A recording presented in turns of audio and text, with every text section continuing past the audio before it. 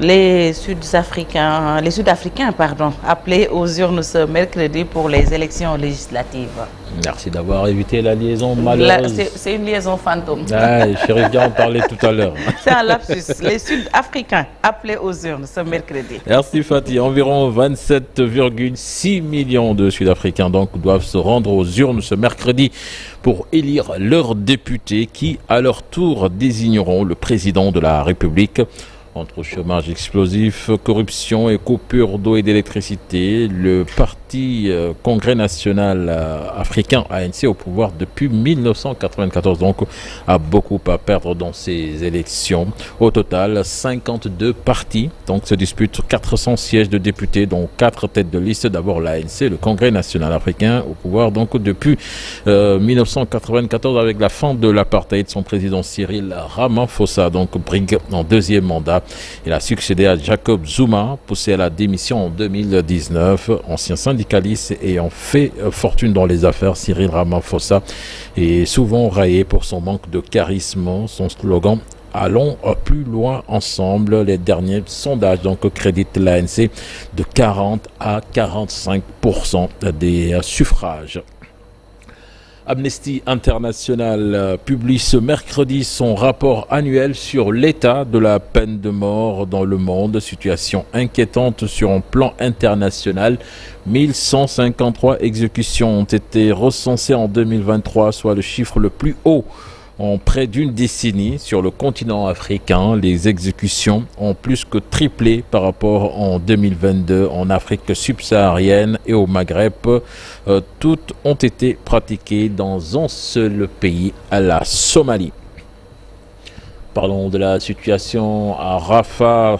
L'Algérie qui propose ce mardi un projet de résolution au Conseil de sécurité des Nations Unies demandant au cessez-le-feu dans la bande de Gaza, la libération de tous les otages détenus par le Hamas et à Israël d'arrêter immédiatement son offensive militaire à Rafah. Donc, à l'issue d'une réunion à huis clos des 15 membres du Conseil de sécurité consacré à Gaza, donc l'ambassadeur algérien auprès de l'ONU, Amar Benjama, a déclaré donc que le texte avait pour objectif donc de stopper cette tuerie à Rafah où l'armée israélienne a pris le contrôle ce mois-ci au point de passage frontalier avec l'Égypte et débuter des opérations militaires. Nous parlons de l'affaire Stormy Daniels, donc avec Donald Trump à la barre après 6 semaines de débat au procès pénal. Donc à New York, ses avocats ont demandé hier au juré un acquittement vite fait, bien fait, afin d'épargner l'ancien président américain une condamnation. De son côté. L'accusation a estimé que Donald Trump visait bien à corrompre la présidentielle de 2016 en dissimulant un paiement à l'ancienne actrice X, Stormy Daniels. Donc le verdict de ce procès qui pourrait impacter sur la présidentielle américaine donc est attendu dans les prochaines semaines. Haïti, le conseil présidentiel de transition donc nomme Gary Coney Premier ministre. C'est un médecin de 58 ans donc qui a été choisi par le conseil présidentiel de transition donc au poste de PM. Il avait déjà occupé ce poste pendant 6 mois. C'était entre 2011 et 2012.